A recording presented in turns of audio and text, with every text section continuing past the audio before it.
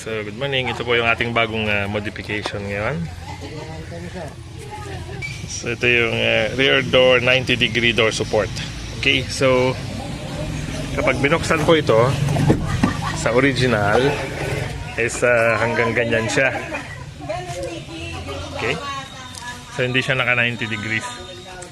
So, ang purpose po nitong rod is gagawin nating 90 degrees na yung opening para mas maluwag siya pag naglagay ng cargo.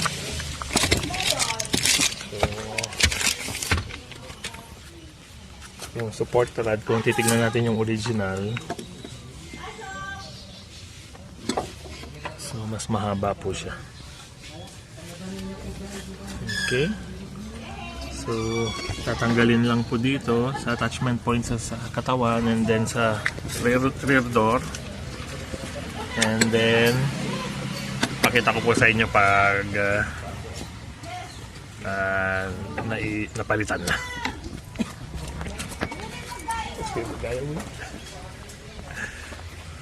So, ngayon pa papakita ko sa inyo kung paano palitan.